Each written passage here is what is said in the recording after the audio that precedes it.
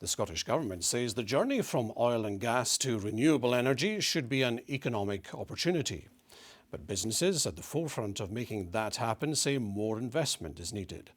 This week, STV News has been looking at the challenges of reaching net zero by 2045. Tonight, Brandon Cook looks at the role technology and innovation will play if the country is ever to get there.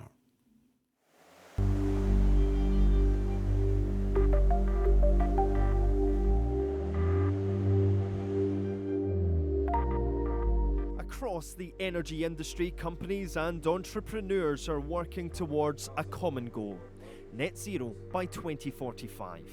A target the First Minister this week insisted is both an environmental necessity and a massive economic opportunity. In recent years, improvements have been made, but still we're a long way from hitting that ambitious target. It's going to take rapid innovation of new technologies and a whole new way of thinking if we're going to get there. We all want a cleaner North Sea, but it's going to take money and investment to do so. If we had the solutions we needed right now to get into net zero, we would do it. We have a number of solutions that can be deployed now, but they're not perfect as they are. At the moment, just a fraction of our energy needs are met by renewables. Nearly 80% still comes from oil and gas. It's widely accepted the move from fossil fuels will ramp up existing green technology: wind, solar, and now wave energy. Innovations to harness all of Scotland's natural resources are popping up everywhere.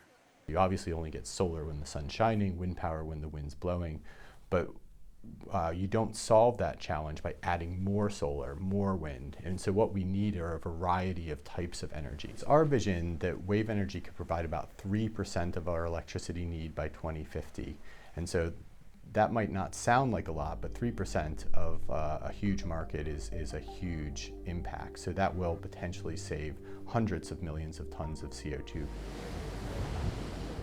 But reaching net zero isn't solely down to new forms of energy.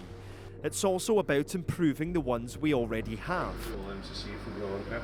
This company in Aberdeen have completely reimagined the way offshore wind farms are inspected.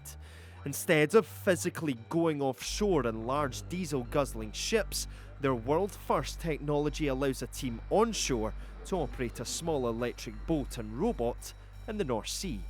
It's particularly beneficial from a sustainability point of view. We're also able to remove people from harm's way, so we no longer have to send people a long way from their loved ones, from their family and friends.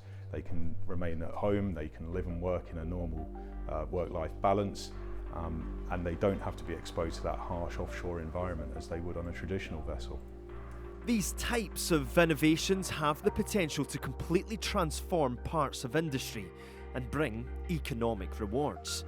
But such advances in technology require years of research and development. Startup companies like Air Control Entech use drones to inspect offshore rigs.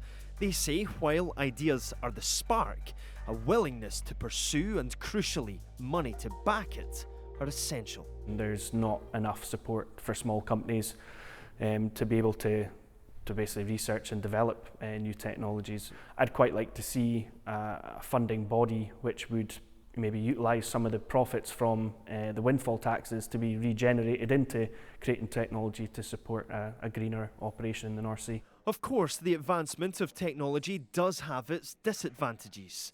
Some fear boosting tech could have an impact on jobs, but experts say it's more likely to open up new opportunities. For me, it's an opportunity for people to grasp and really use that to bolster the real heritage and richness of energy skills and knowledge that they already have, and use some of the digital technologies, whether that's artificial intelligence or digitally enabled systems and sensors, to enhance what we have rather than it be seen as a competition.